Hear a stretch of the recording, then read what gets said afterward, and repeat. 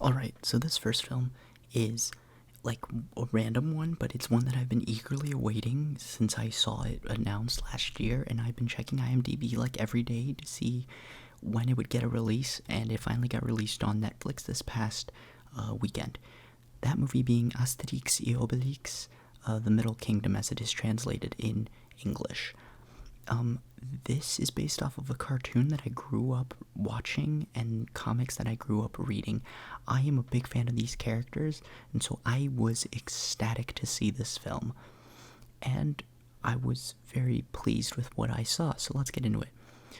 The story is an original story, not based off any of the comics, and I think that's a nice breath of fresh air for the series and the franchise, as when they were adapting from the stories and they were picking like comics to adapt from, they weren't necessarily doing a good job all the time, and a lot of them just ended up being pretty boring. Like the last one I remember seeing was God Save Britannia, again translation in English, and that one was pretty lame in my opinion, the live action movie for it. I know there's an animated one, I've been meaning to check it out, I will check it out eventually, but this one, the story was fresh.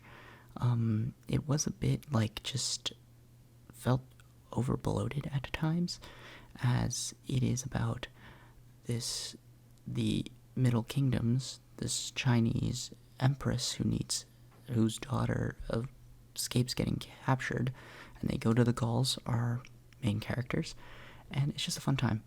The story gets a Hot Pocket score, but the cinematics, this is where it gets juicy. Every visual effect in this movie was just amazing. Absolutely fantastic to look at, and you could tell that it had like a big budget, and I'm very happy because the visuals really helped make the movie entertaining to watch. Hand grenade score. The directing, I know that the director was the same guy who played Asterix, and it was pretty good directing. And I just have to say, I don't really have comparisons for it, and it was just solid. He's sometimes lingered on scenes for a bit too long, and some cohesion wasn't the best, but it was great. I'll give it a hand grenade score. The acting, I have to say, the guy who they grabbed to be Obelix, because it's always been Gerard Depardieu, he didn't come back. Honestly, all for him. He's been doing it for a while. I don't blame him for not wanting to come back. But the guy they grabbed, Gilles Lelouch, great person to take his place. He looked like the costume design was amazing. Also, I just loved how I had just recently rewatched Inception, so the moment I saw the actress who was playing Cleopatra, no, I'm just gonna say it in whatever language that comes in my head first. Seeing Marion Cotillard in that, I was just immediately like, oh god, she's here. Like my dreams were about to get fucking invaded again, and she was gonna just kill and ruin all my plans. But acting, that was a solid acting, but nothing I haven't really seen before, and that is a Hot Pocket score there. Now, expectations and experience. Oh my gosh, I don't know what I was expecting. I was expecting a fun, goofy ride, and I got exactly that.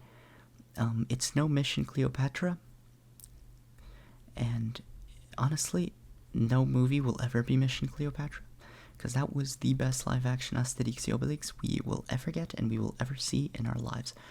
That was such a great time and great jokes. This is the closest thing to it, though. It was very funny. It had its sequences, much like Mission Cleopatra had great sequences that were very funny. This one has it too, and honestly, I don't even care. I'm not even going to say spoiler alert, because it's not really a spoiler, because they show it in the trailers how Zlatan Ibrahimovic plays a character.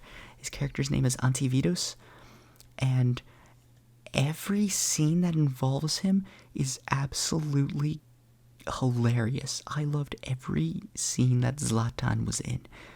It was so funny. Like, they sing a whole song about him. It was great. And since Zlatan is a football player, soccer for those unfamiliar, they make a whole joke about that. And I swear to God, underneath the Roman like armor, he was wearing an AC Milan shirt, and that's the current team he plays for as the time of recording. And that was just so funny to me when I noticed immediately after being introduced. And then they made a gag earlier in the film about how he was stuck in Milan. When I realized what that joke was, like that joke was layered, I'm like, that's so fucking funny. That's so funny. But yeah, that was a hand grenade score, because I'm not even gonna ruin the Zlatan jokes because those are too funny. If you have Netflix and you're in the US, watch it on Netflix right now. Just do yourself a favor, check it out. It's worth a watch. But other than that, leave a comment if you've even heard of Asterix and Obelix. I know many people haven't. I grew up with them, so of course I know. Other than that, I'll leave you guys to it.